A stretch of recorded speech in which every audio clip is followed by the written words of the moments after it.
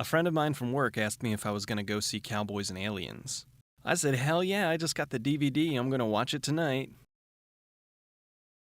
Oh, you mean that other Cowboys and Aliens movie. I was referring to the 1994 sci-fi film Oblivion. Now, I'm not shitting on Cowboys and Aliens, I'm actually looking forward to it.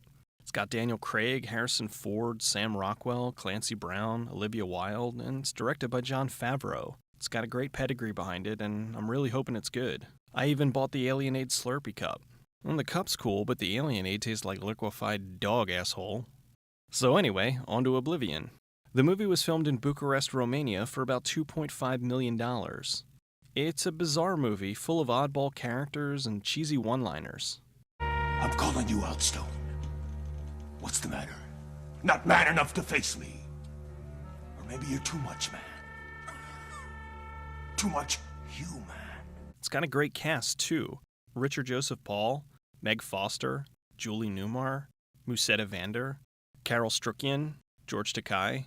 Oh my. And the original Wishmaster himself, Andrew Divoff. Although he's unrecognizable in his lizard makeup, he does make a cameo later as himself. The movie begins with an alien outlaw named Red-Eye landing on a desert planet and heading to the town of Oblivion. Right away they establish that even though this is the Old West, it's the futuristic Old West. ATM machines, outdoor ceiling fans, and cyborgs. Marshall Stone is playing cards at the local saloon, Miss Kitty's.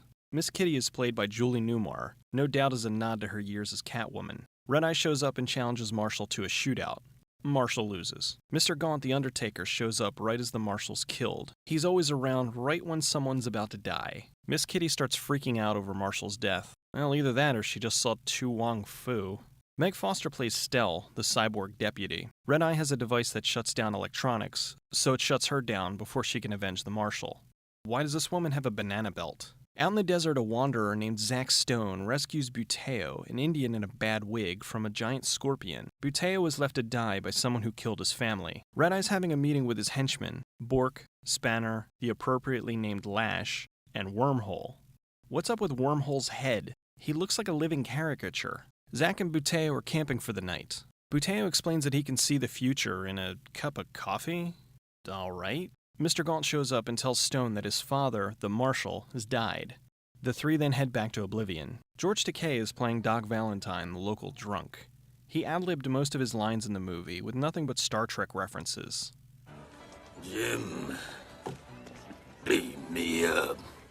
He stops in the general store to get more booze, and does a really good Lindsay Lohan impression. I want booze. Now! Zack, Gaunt, and Buteo stop at a trading post and run into Chef. Hello there, children! Buster. Wormhole's there, and they get into an old-fashioned bar brawl, complete with midgets. After the fight, Gaunt asks for a beer in one of the most gratuitous scenes of product placement ever in the history of cinema. I think I'll have a beer, my good fellow. A Schlitz.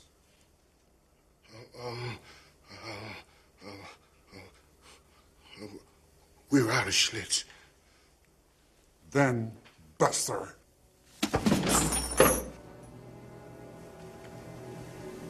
You're out of beer. When you're out of Schlitz, you're out of beer. Red-Eye's gang shows up at Maddie's general store and trashes the place. Zack finally makes it back to Oblivion. He frees Stell from the prison, and we find out that Zack has been trying to save up to leave the planet. This scene is genuinely funny. At the Marshal's funeral, Zack is trying to deliver this heartfelt speech about his father.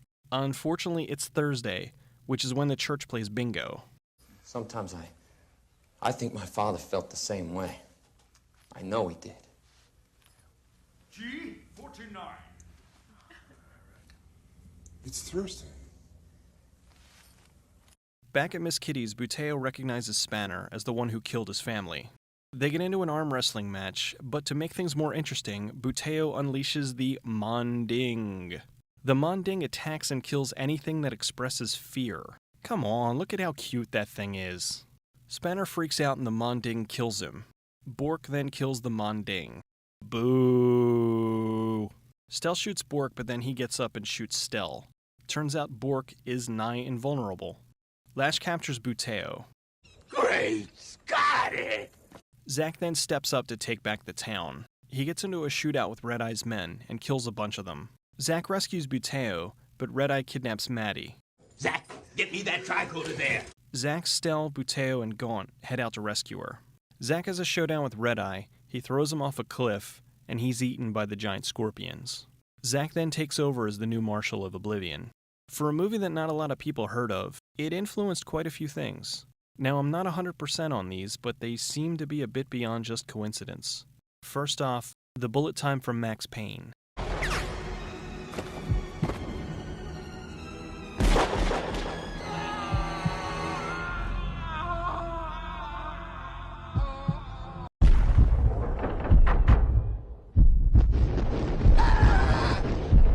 There! The cult classic show Firefly does the whole Outer Space Cowboys and has a very similar feel to Oblivion.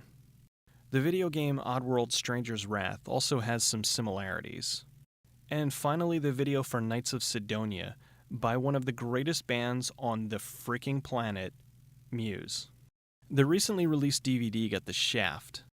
Originally, the movie was made and distributed under the Full Moon label, the company responsible for some of my all-time favorite campy classics. Dollman, Trancers, and the Puppet Master series, just to name a few. Shout Factory handled the distribution of the DVD, and it's really frustrating. Shout usually goes out of their way to release the best version of cult classics. A perfect example of this is the recent release of Damnation Alley on DVD and Blu-ray. Finally, the movie is presented in widescreen. It has 3 featurettes and a full-length commentary. Oblivion, on top of having no features, is full frame only. This is even more frustrating because one of the recently released trailers to promote the DVD release is in widescreen. This isn't Shout Factory's fault. It seems Full Moon has been doing the bare minimum to get these DVDs to the market. Still, even with this strike against it, this movie is a must-see. George Takei is hilarious. Damn it, Still. I'm a doctor, not a magician. Musetta Vander looks fantastic. And you can tell that Andrew Divoff is having an absolute blast with the role. But I got me a heavy caliber vaccine to cure my ills. Is that a fact? Definitely. Lights out, Marshal. The whole thing is just an incredibly enjoyable flick that was unlike anything else at the time, which is why they made a sequel.